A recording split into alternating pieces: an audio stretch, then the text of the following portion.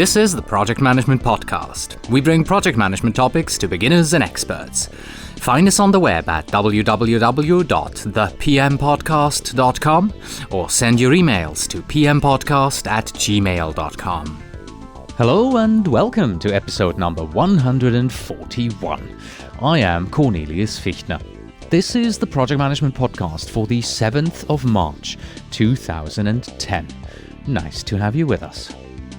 Ladies and gentlemen, I have a confession to make, and that is that I have moved over to the dark side of project management. Now, don't worry, I'm neither wearing a black suit, a cape, or a breathing apparatus, nor do I call myself Darth Cornelius at this time, but I have moved from being a project manager to the dark side of being a project sponsor.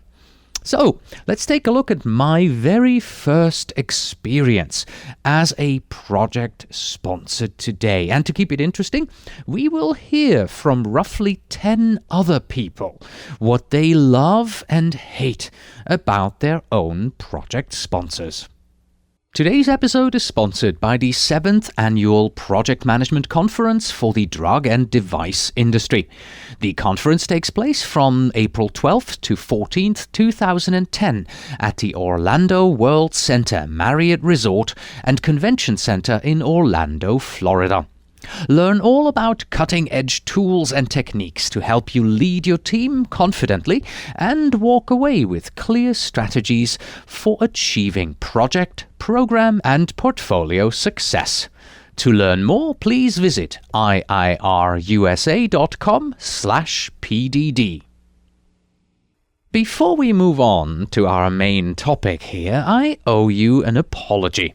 My original plan was that there would be a 2-week break in February while I was on vacation. Well, 3 unexpected things happened, and because of that, it's been almost 4 weeks now. First, I completely and utterly forgot to publish the second interview that I had recorded with Jerry Manis. That's the one for our premium subscribers. So sorry about that. This interview will go out very soon. Second, I was sick for a whole week, and so instead of getting more episodes recorded and ready for you, I was sniffling and coughing on my couch, feeling miserable. And then lastly, all my interview guests that I had lined up had to postpone their recordings. So at this point, I'm frantically looking to get another guest lined up for next week's episode as well. Well, that's the life of a podcaster for you. So I'm really sorry that it has been so quiet lately around here on the Project Management Podcast. But enough now with these explanations. Let's get right into our main topic. Sometime in February, I did publish an episode in which I presented the PDU podcast to you, if you remember. That is a new subscription-based podcast that I'm currently working on, and this project started about 5 months ago, and the PDU podcast will eventually be launched on April 2nd, 2010. And just as an aside, if you want more info about this and if you need PDUs, then please go to pducast.com. That's pducast.com.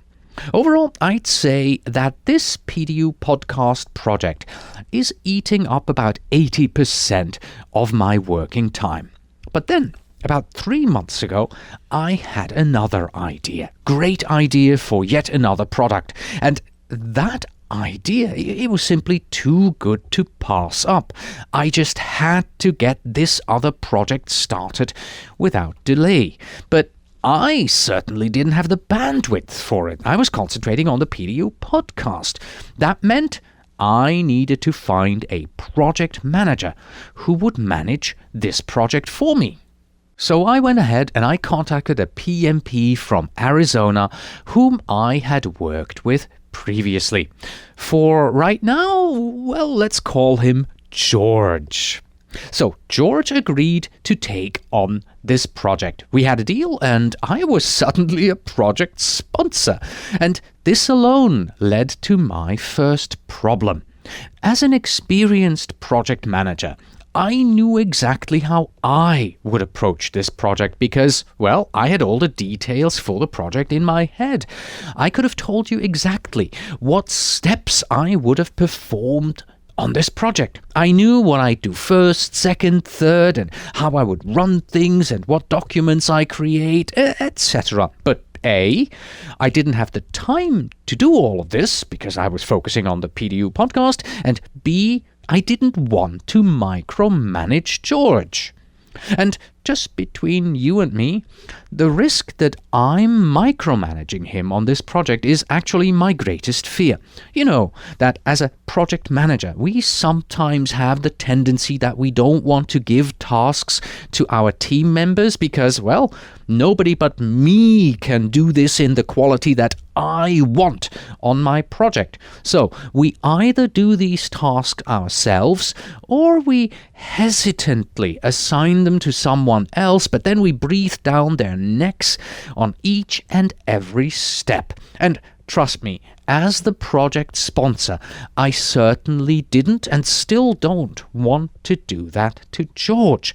I want to be able to let him run with this project and do it according to project management best practices. And this, frankly, is something very difficult to do because you have to continuously keep that at the forefront of your mind.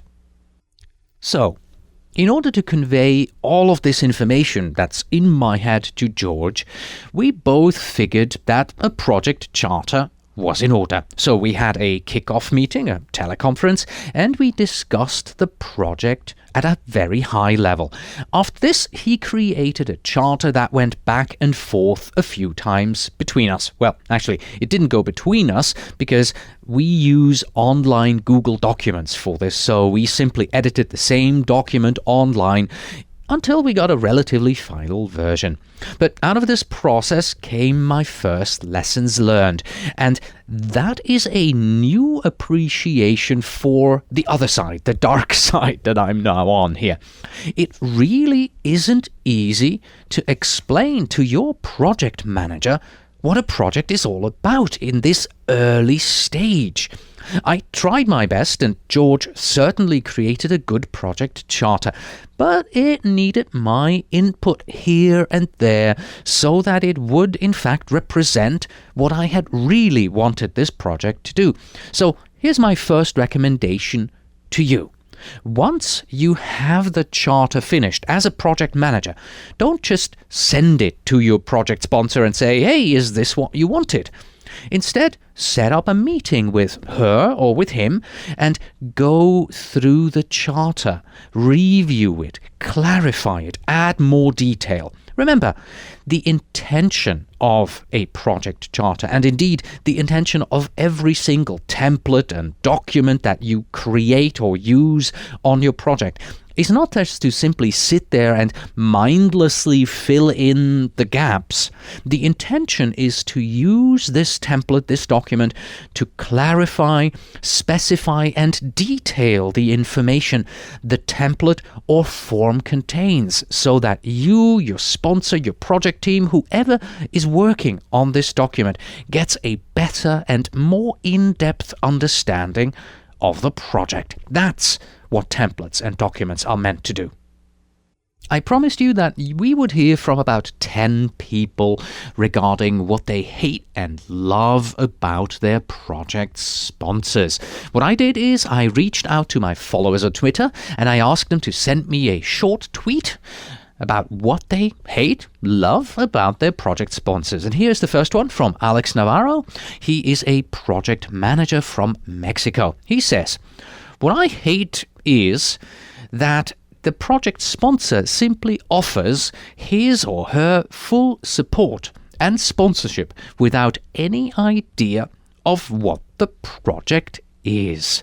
And a similar one came from Walter Mina. He's from Costa Rica, and his bio reads that he's a project manager, IT professional with 10 plus years in the IT and IS field, and he's also interested in PMO processes. He says he hates that sometimes the sponsors don't even realize that they are sponsors. I think that these two tweets here, they show us the importance that we as project managers have a certain responsibility to train our project sponsors, and that the period when we work on the charter is a good time to do this. So go take a look at your company's policies and also project role descriptions. Make sure that you understand them and that you present them to your sponsors early on. Make sure that your sponsors know what their role is supposed to be, and yes, that they also know what the project is all about. Let's return to my project here. I understand my personal role as a sponsor in the sense that I have to remove any roadblocks that my project manager encounters and that she cannot remove himself or herself. Just like I, in the role of a project manager, understand it in such a way that removing roadblocks for team members which they cannot remove themselves is part of my job. So as a sponsor, I do this on a higher level. And a case in point was that the first task that George had to work on was a competitor analysis as well as a tool comparison. And this is probably where I made my first mistake as a project sponsor because, well, I realized that George very likely didn't have enough bandwidth to do this tool comparison. He was only working part-time on this project, and I decided, well, he simply needs help to do this. So without touching base with him, I hired an additional administrative help and gave him complete control over these resources. In the end, they reviewed and compared about 170 different tools, and having these additional resources at his disposal certainly helped George in getting things done. But I learned, because of this, that I should have talked to him about it and asked him first. So, lesson learned. If your project sponsor gets actively involved in your project and does things that may seem unexpected to you, then as a project manager, first assume that they do it because they seriously want to help and think that this is a helpful action for you as a project manager. In this case, as a project manager, consider putting your foot down, going to the sponsor and say, hey, look, good action that you've taken there. Yes, fabulous, thank you. But next time, before you get active, would you please, work with me so we can figure out whether it's really needed? I've received a tweet from the PPO SIG out of London on this topic, which fits very well. And the PPO SIG, by the way, is a UK not-for-profit group, Program and Project Support Office Specialist Interest Group is what they are. And they say that when it comes to project sponsors, what they love, they give me money and I never see them again. And here's what they hate. They give me money, and I never see them again. I love this one, don't we all? The project sponsor is there, they give you the money, and then you never see them again. So I think that in this particular case, George may have felt that he saw a bit too much of me.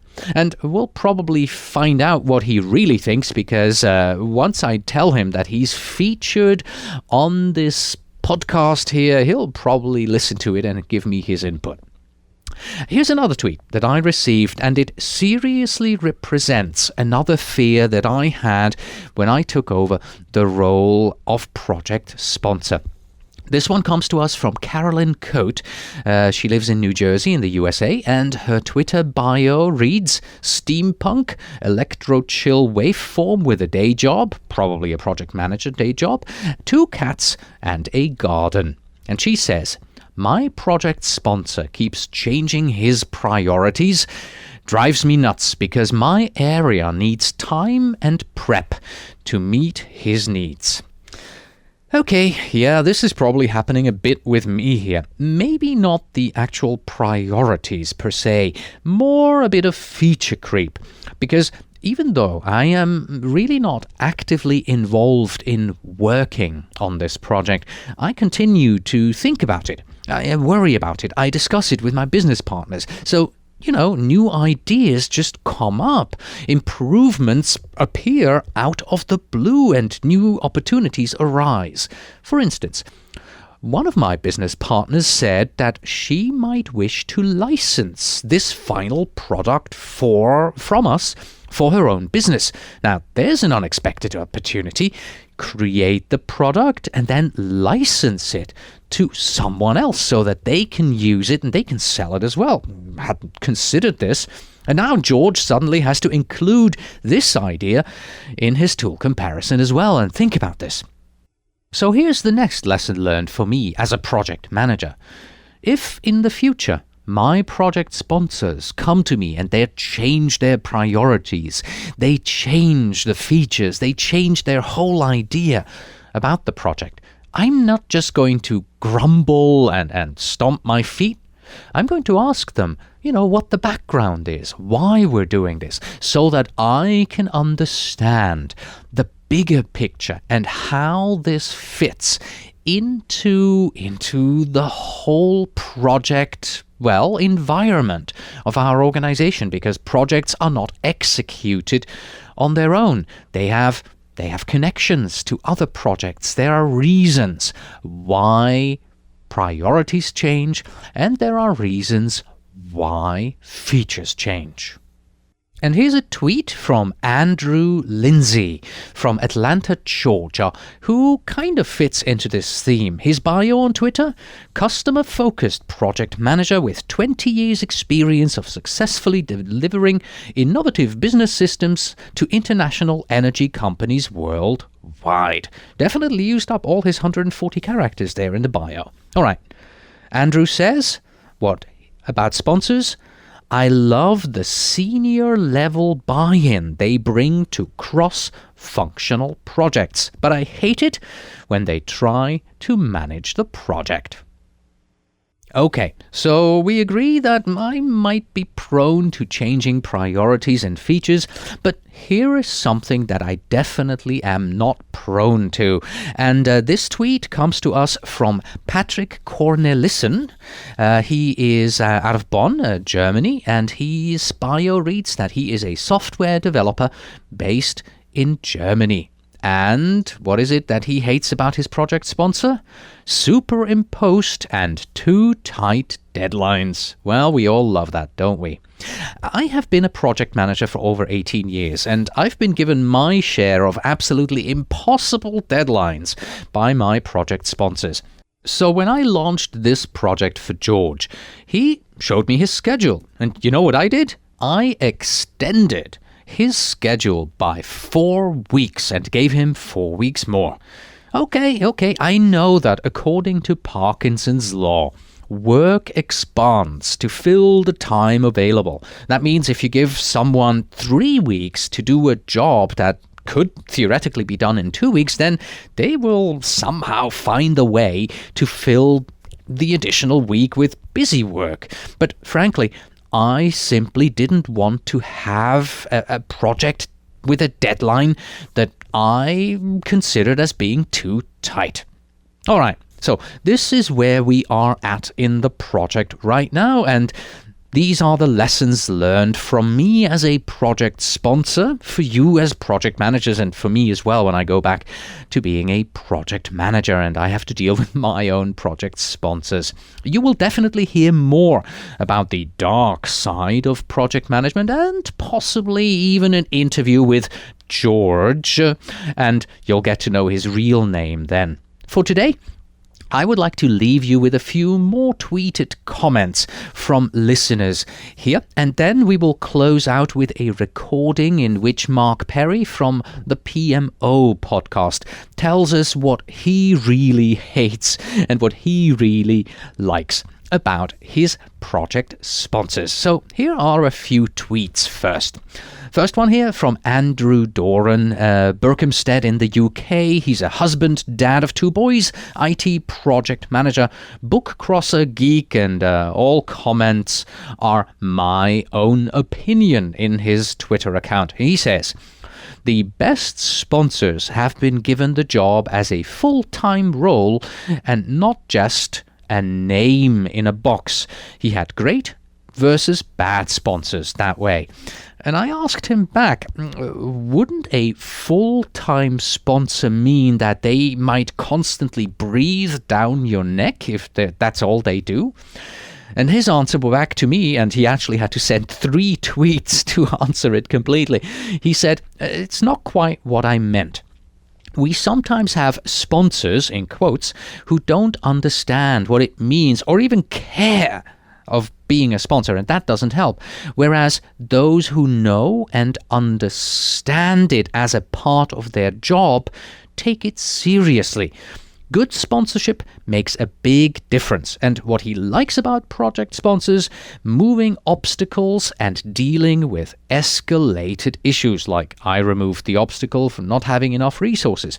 What he dislikes also is demanding from the project team without any empathy and without any thank yous. The next tweet comes from Romain Couturier. He is an agility project manager in architecture. He says, I love it when they understand the difficulties on a project and negotiate. I hate it when they are not available for questions. We're moving on to Dave Correll. He's from Nebraska. His bio, he's a family, fitness, faith, fun entrepreneur, and he enjoys juggling it all. His tweet in regards to what he hates and loves about project sponsors takes a bit of interpretation. Let me read it to you and then tell you what I think he's trying to say. From contract life, especially since 2008, challenge is losing project sponsors due to RIF. Have to keep multiple project sponsors in mind at all time. Now, my interpretation here is this. Since 2008, well, the economy has gone down a bit, and companies are downsizing. So this means that you are possibly losing project sponsors because, well, they have just been downsized and they're no longer working for you. And that means you have to work with multiple sponsors on your project because they just keep changing. And the last tweet that we have here comes from Simon Dodds. He is in the Black Forest in Germany, and his bio, he's a husband, father, project leader, engineer, and a long way from home. And a few other things too, but that would be telling. And in regards to project sponsors, he says what he loves is painful frankness. It's good because, 1, it makes communication a lot clearer, and 2, it helps against my homesickness. All right, these were all the tweets that we had from my followers on Twitter, and thank you very much to everyone for giving me their input about their loves and their hates of project sponsors. And now, let's end it with a recording that I have here from Mark Perry from the PMO podcast. Let's hear what he has to say. The thing I liked most in working with executive level sponsors was getting firsthand the opportunity to hear their leadership, their perspectives, their advice, their guidance. And oftentimes those things would be views that I would not have at my level in the organization. So I always felt that was the most enjoyable part about working with sponsors, was getting that higher level of business acumen that I always found to be something that I wanted to develop, to appreciate, and get better at. The thing that I like least about meeting with executive level sponsors is when you're halfway through the meeting with one or multiple folks and they stand up and announce that they have to leave, or they cut the meeting short, or you're not getting the time and attention, or the meeting gets canceled and rescheduled. So the thing that I like least about working with executive sponsors is they sometimes is a tendency to not give you that time, to not give you that advice, to not give you that business acumen. And as always, if there's not a good two-way dialogue, so many execution difficulties can quickly come about. Thank you very much, Mark. In closing, let me say that I'm actually beginning to wonder a bit here. Do we project managers make good or bad project sponsors? Do we make good project sponsors because we understand, or we think we understand, our role on the project, and therefore the project manager feels more supported by us?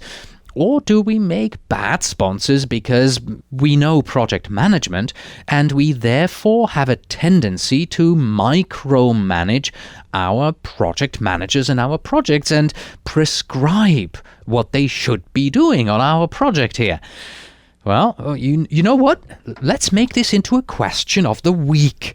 So please stop by at pm-podcast.com, look for episode number 141 and leave a comment. What's your opinion? Do we project managers make good or bad project sponsors? I'm looking forward to hearing what you have to say. And that's it for today. Thank you very much for listening. Do you use Facebook? Well, so does the Project Management Podcast. We have a Facebook fan page at facebook.com/pmpodcast. Please feel free to join and let all your friends know about how much value this show gives to you. As always, you can find us on the web at pm-podcast.com. If you are a project manager who wants to become a PMP, then the easiest way to do so is with our sister podcast, the Project Management Prepcast, and study for the exam by watching over 38 hours of video training from pm-prepcast.com. Please send your emails to info@pm-podcast.com, and when you write, please tell me where in the world you are writing from. And finally, we have this. A project leader is one who knows the way, goes the way, and shows the way. Until next time.